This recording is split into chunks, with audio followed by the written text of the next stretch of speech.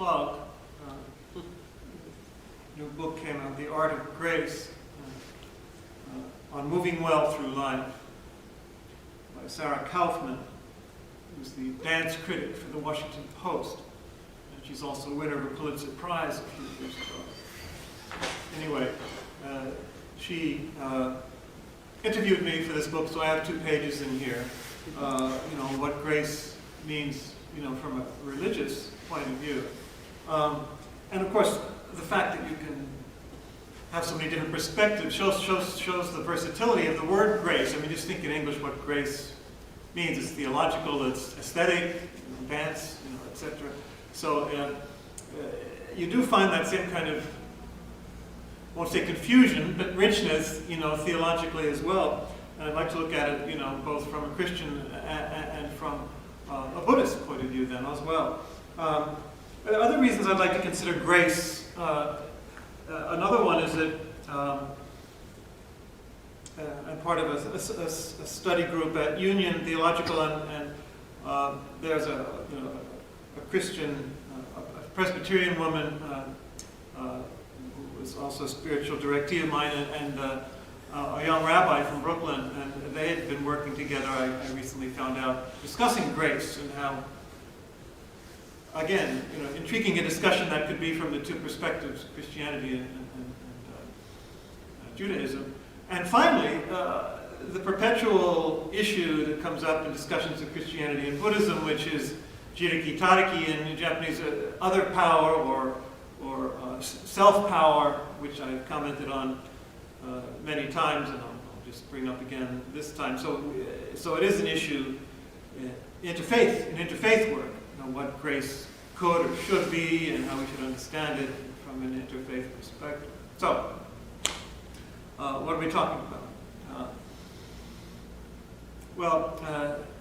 When we say grace, now even that, we say grace. We give thanks before our meal, we even say that. So grace as thanks is one of the meanings. Now in Greek, in the scriptures, charis is grace. And we get the word charismatic from that. And it's also to be gracious towards. So graciousness is that quality of being, which is pleasant and delightful and generous, which then is gracious to others, does favor for something undeserved. This comes from the fullness of goodness in God, and then in human relations as well. And then can mean thanks as well. Eucharisto in Greek, in modern Greek as well, which means we get the word Eucharist, means thanks, but charis is part of the word. It's well, thank well, Eucharisto. So we find the same thing. In Latin, and then in some of the Romance languages. So we talk about grace, which is gratia, T-I-A, gratia. Which has the same meaning in classical Latin too, and pre-Christian, Cicero and others. It's pleasantness, favorableness, beauty. In that there's things that have grace. So that's the classical usage, and then it comes into theology to mean gratia, as we know, this grace of God that God gives gratis. Same word we get it in modern English as well. And then Deo gratias, everybody knows gratias, in Spanish is gracias, means thanks. So it comes down to mean thanks. As a result of a graciousness that comes from a gracious person, like God or others, and shown to others graciously, gratis, brings forth as a reaction gratias, thanksgiving from that person, also given freely in the same way. So it's a very versatile word expressing the whole cycle of generosity and goodness, if you will. And sometimes the translation is uncertain. For example, in Romans 7, where it says, "Who shall deliver me from this body of death?" And then it says, "Gratia Dei." Is it thanks be to God? Or is it the grace of God will deliver me? Or in Colossians 3, where the Latin has gratias tote, be grateful, grati, or does it mean be pleasing to God? Be grace-filled or gracious. So it has a very versatile but therefore sometimes ambiguous way to express this mystery. Now, it's often pointed out that to speak about the Jewish tradition, it corresponds, that notion of the graciousness of the grace of God, to chesed, which means kindness, favor, the chesed in Hebrew, and also, as this book points out, in an interview with a rabbi that follows mine, also comes from Meracham, which means womb, but also it comes to mean mercy. So it's that feminine quality, from the viscera, of kindness and nurturing. That's very expressive in that tradition as well. But part of the theological discussion that's interesting, I kind of can imagine between the rabbi and the Presbyterian minister, is, and I'm going to be doing study with him as well, trying to set that up, is that are we talking about something? Because that's what happened in Catholic theology. So far, it's a disposition. It's a favor that's shown. It's an action that's received. It's thanksgiving that's given. But is it something? Is my favor or grace something that I give you, or particularly, is it something that God gives? So grace came to mean, especially because, in Christian theology, grace made us, God's favor makes us his own children. So is there something in us that's the result of that makes us God's children? And so grace gradually became a thing in theology. It's that thing that God gives us, grace. God gives his grace, and I think you're very familiar with that if you grew up in that tradition. Now there's a problem with that, because then it becomes a thing. It's no longer a personal relationship and a bounteous favor and a response. It becomes something. Now, fortunately, Catholic theology did talk about uncreated grace, which is God's own being and life, or Holy Spirit even, sometimes. And then created grace, which is the thing, sanctifying grace, actual grace, that's given to us, and that makes us God's children. But is that created or uncreated?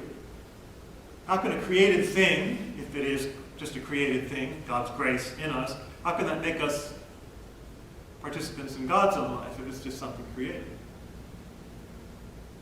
One of the dilemmas. But you see, it's because we're separating it from the giver, from the life. Eastern theology, Byzantine theology, spoke about the uncreated energies. So it's not the essence, and it's not a created thing, but it's uncreated energies. And that keeps it more dynamic, keeps it more mystical, keeps it more personal. So there's an advantage to that particular approach. But it got to a point, where the whole quality of graciousness and life and personal relationship was almost lost. It's the kind of kind of catechism I grew up with, where it was a thing, was a transaction. God gave us his grace. It was a thing in us. And if we were really good, and we merited it, we could get a little more grace, like a milk bottle being filled. It was one of the images in the catechism, in fact. And if we could quickly lose it, like a light going out or the milk being spilled, if we did something bad. So we had to have all this reserve of God's grace, this thing in us, which, it wasn't the bounteous relationship anymore. So luckily, and this also is in the book, page after mine, when James Martin, the New York Jesuit, is interviewed, he points out, and he quotes Karl Rahner without actually saying it, but that's Karl Rahner in the last centuries, reminded us that grace is the self-communication of God. It's God's own being and life self-communicated to us. And that gets us back to the original meaning of what we should be meaning by it. It's God's own life, that uncreated grace, which is shared with us. God communicates God's self to us. So it's actually a living of God's life. So all these intermediary stages of distinctions, we kind of, whether they be valid or not, we don't put the emphasis on that anymore, but on this communication. So as we share, and that's the point I make in the book, we share God's own life, in Christian terms. We share this being, this energy, this absolute reality, children of God. And then, we should be able to share it with others. We should become the vehicle, the transformer of that, like a transformer station of getting the voltage from God, and then we spread it out. This is what we see in the saints. When Mary and other saints sometimes, and certainly Christ, you see the light going out from the heart or the light going out from the hands. It's an expression of the light and life and love of God which is being transmitted. So being channels of grace, channels of God's own life and love. Now here is where you can begin to see the connection with Buddhism and with other religious traditions. We connect to the energy of the Absolute, which is a free gift. And this is where the Jiriki Tariki thing comes in. I've always emphasized, and we find it in all Zen experience, all Buddhist experience, all true, genuine religious experience, it's experienced as a gift. No matter how much we do on our own, we're not doing that on our own. And this goes, intriguingly enough, back to classic Christian theology, that even our efforts are God's grace. The same thing. Anyone from whatever religious tradition will experience his or her own life, everything he or she is, as being the power and the energy of the Absolute, and therefore all as a gift. We didn't give ourselves life. We don't give ourselves any life on any level. The food we get is a gift. Eucharist, it's all a gift. So anyone who has an experience of this connection, and that's ultimately what God's life is, or the Absolute is, it's connection, and it includes everything. It's in the relative, and the absolute and relative together. Emptiness and form is emptiness. It's right there. It's a gift. It's a gift. Gratis. Gratis. And it's consciousness. It's being. It's life. It's love. The compassion is its flavor. Is its essence. This is cross tradition. This is a cross tradition. We experience this graciousness of life, of the universe, of the Absolute. And is it channeled to us? If you look at, especially Tibetan Buddhism, or other Mahayana, you find symbols which express this. I point out in the book that the Buddha is like the Virgin Mary in devotionally.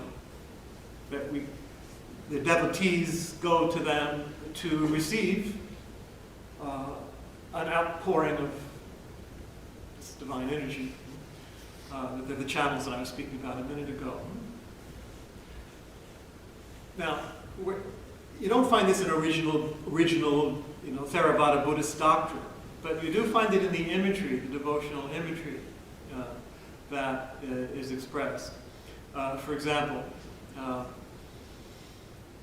Avalokiteshvara, the Bodhisattva of compassion. No, there you are.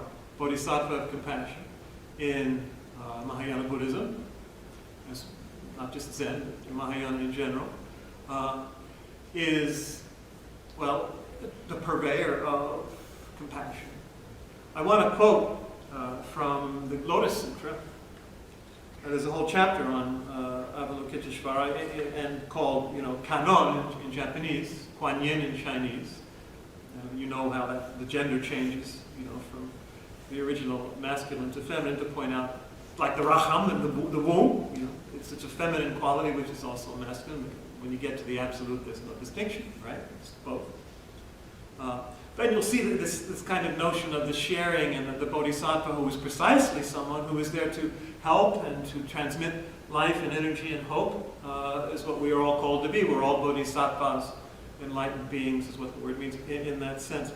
So this is part from chapter 25 of the Lotus Sutra. When living beings are beset by woes and burdened by countless pains, Kannon's wondrous wisdom power, very good, wisdom power, can free them from the sufferings of the world. All the evil states of existence, hells, hungry spirits, beasts, The sufferings of birth, old age, disease, and death are all gradually made to disappear.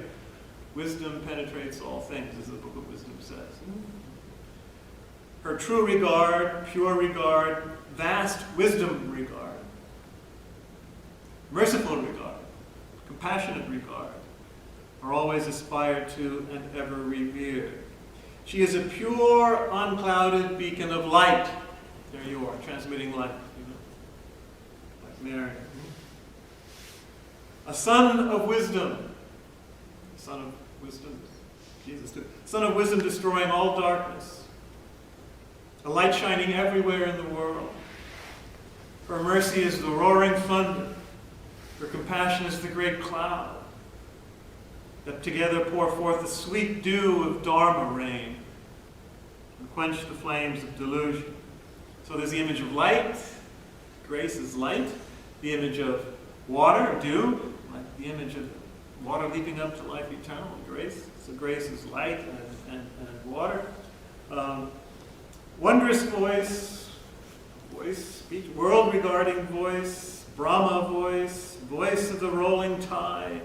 Hers is a voice unsurpassed in the world. Regarder of the cries of the world, that's what the name Avalokiteshvara means. Regarder of the cries of the world, pure sage, who surely becomes a reliable refuge in suffering and agony, danger and death. Sounds like we are praying to Mary, right? Is endowed with every virtue and beholds living beings with compassionate eyes. She is a boundless ocean of blessings. Humbly let us revere her. A boundless ocean. A boundless ocean. It's like the divine life. The absolute boundless ocean. Direct connection, no separation. Just like there shouldn't be any separation between us and God. You have to keep that connection direct and immediate. Now sometimes you get the impression he's speaking more about, if you read other things, that it's the Buddha's teachings, the light from the teachings, and not a direct, personal connection, which is kind of more like the original Buddhist scriptures.